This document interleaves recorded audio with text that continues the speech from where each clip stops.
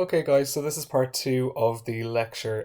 I forgotten that the software only allows you to record in 15-minute slots, so I'm not sure how much of the last part might have disappeared at the very end. So we were talking about internationalization here, and we were talking about this particularly good working definition from Knight. So we talked about it's described as a process, which is really important because it is very much evolutionary in nature.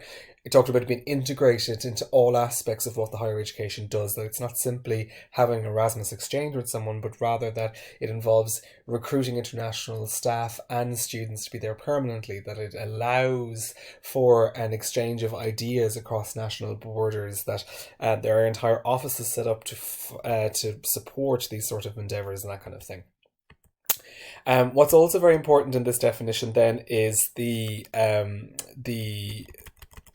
slide is completely frozen, of course. Okay, there we go. So what's also very important is the next section of the definition where we talk about international, intercultural, and global. Okay, so really what's good here is that the definition is acknowledging the relationship that exists between and within nations. Okay, and that there's a diversity of cultures at all levels in the process, and that it's not just a phenomenon that's limited to one particular area or region of the world, that it is very much global in reach. Yes, when we're talking about internationalization, we're not within the European context not just talking about Europeanization through Erasmus. We're talking about having these kind of partnerships that span the globe, and that allow for a diversity of cultures to exist at different levels.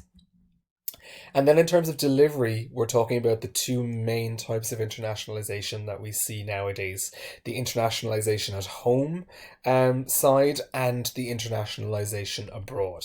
Okay, so internationalization abroad mainly relates to the idea of offering education across national borders via ICT and branch campuses. So branch campuses is certainly something that a lot of US and increasingly UK universities engage in, whereby universities will have a campus set up in a jurisdiction and offer their education in that particular jurisdiction. We see that a lot in China in particular. And then across national borders via IT, which I suppose technically is what I'm doing right now, is offering a lecture that is accessible across national boundaries. So internationalization abroad as such is not something that is very important to the provision of EMI. Where EMI comes in and what EMI can factor into quite significantly is this idea of internationalization abroad, which was a concept reinvigorated by Bengt Nilsson in the 1990s. Okay, and where did it come from? Where did this whole idea of internationalization at home come from? Well, I suppose there was a realization early enough on that even the most ambitious target of 10% of the entire student population engaging in the Erasmus exchange program could never be achieved. So it was never going to be possible to mobilize even 10% of an entire country's higher education student population to engage in study abroad. So as a result of that, they started to think, well, how then do we go about internationalizing the education for those people who are not interested in leaving their home country, or indeed would not be in a position to, for financial or personal reasons, to leave their home country. So when we're talking about internationalization at home, we're talking about internationalization the rest of the student population, the 90% of people that aren't able or don't want to go abroad. And really what internationalization at home, it just talks about the integration of any activity associated with internationalization that excludes outbound student mobility, student and staff mobility. Okay? So basically anything that can be done within a higher education institution to internationalize its programs, its policies that don't involve outward mobility. So this can be simple things like offering unusual programs that maybe adopt approaches from different national contexts to teach content in a certain way. It can involve recruiting international experts to come and work in the institution permanently. It can also be the same for international students by bringing an increased proportion of international students to join programs permanently. And really what we're talking about here is a much more well-developed conceptualization of internationalization that incorporates intercultural studies into higher education. So we're not just talking about bringing people here and then that's the box ticked, everything is now internationalized. Isn't that wonderful? We're actually really talking about true intercultural interactions. So when we have all of this international input through colleagues and through students, how do we make sure that their presence in the environment enriches the environment in an intercultural way? Okay, so it's about going that little bit deeper. And EMI programs are often characterized as incorporating some of the features and benefits of internationalization at home with international student mobility, because a lot of EMI programs tend to also be linked to Erasmus initiatives to allow students to move freely between countries.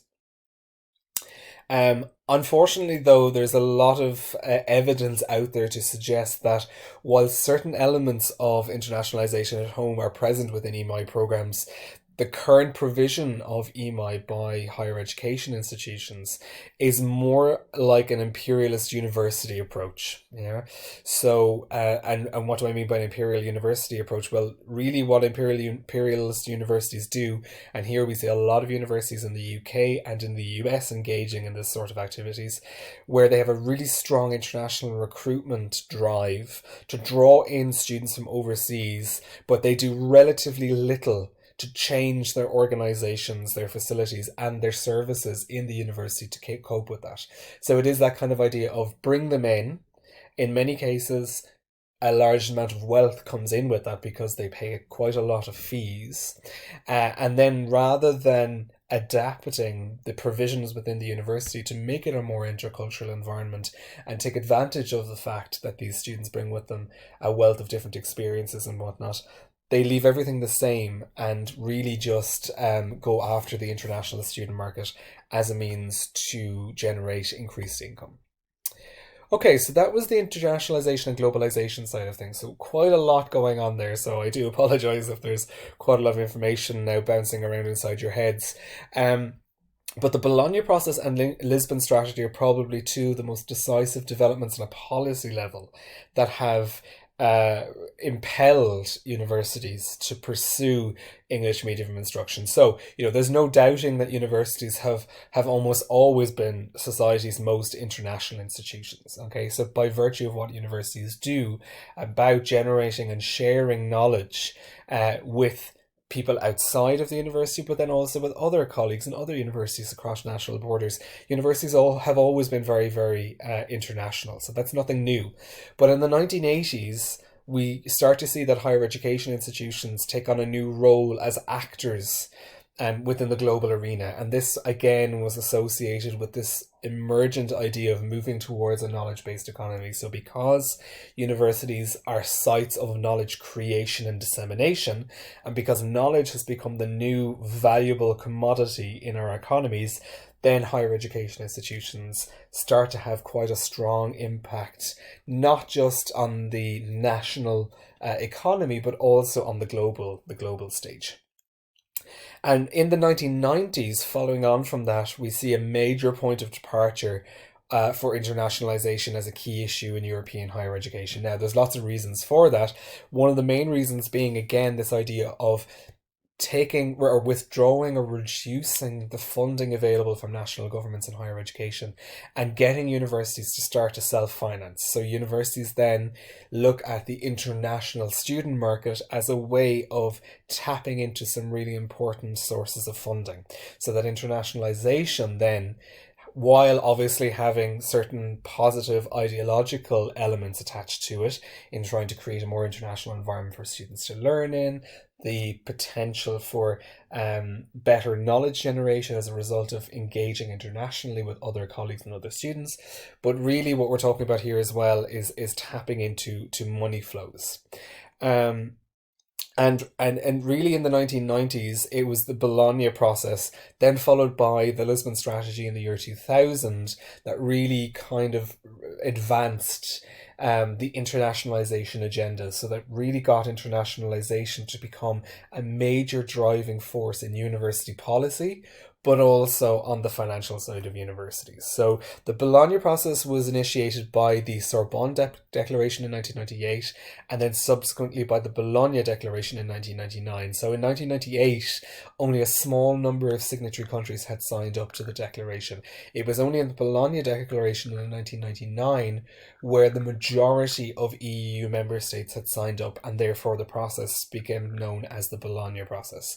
And the core aim of this Bologna process was to create what would be known, and what is currently known, as the European higher education area. So what they really wanted to do under Bologna was they wanted to start the process of harmonizing structures across the European Union. So at that point in time, there was a huge amount of variety and diversity, to use two very positively connotated terms, or a complexity of structures that existed across the European Union at higher education level.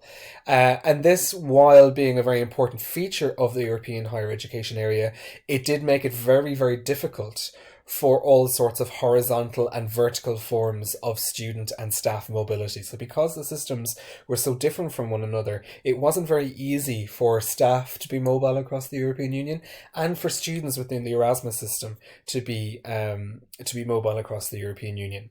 And while the Bologna process has been very effective in reducing the barriers that existed at that point in terms of the different systems, we still see within the European Union that there is a diversity of systems in situ, and also the language of instruction becomes quite an important factor there. So the Bologna process is also the process that is most closely associated with the introduction of bachelor and master's structures across the European Union. So the European Union made the decision that the bachelor and master's structure system would be the most appropriate to allowing the European higher education area to function effectively while also competing internationally. And, you know, there's lots of arguments as to why that was the decision that was taken, but if you think about it more closely, at that point in time, the UK and Ireland had bachelor and master's structures. The United States had bachelor and master structures, along with Canada, Australia. So quite a large concentration of countries globally already had the bachelor and master structures. So it was deemed to be a good idea to introduce these structures also within the European Union. So they were introduced initially alongside existing structures. So if we look at the German system with the Diplom and Magister, there was a two kind of prong system in place for quite a long time, where the traditional programs of the Diplom and Magister were still in existence alongside the bachelor and master structures. Nowadays, the bachelor and master structures have completely supplanted most of the traditional structures within the German system and within the majority of higher education systems across Europe. However, in certain key disciplines, they are still, the traditional structures are in place. So, moving then on to the Lisbon strategy, which kind of took up where the Bologna process had kind of let off in terms of the internationalization of higher education. The Lisbon strategy was very much a top-down process, where it was the heads of state came together and decided that they wanted to come together to allow the European Union and the European higher education area to meet the challenges of global competition in higher education. And within the Lisbon strategy, the European Union identified the central role that higher education would play in achieving Europe's economic goals of becoming the most competitive and dynamic knowledge society by 2010. So again, here we see the direct link between the knowledge economy being the way to generate wealth for European countries, higher education institutions as sites of knowledge creation and dissemination, and then how higher education institutions would support European countries in becoming economically successful. Okay, so we're just going to leave it at this stage for a moment for this part of the lecture. The third part will take up from where we left off, and we'll finish out the discussion of the topic.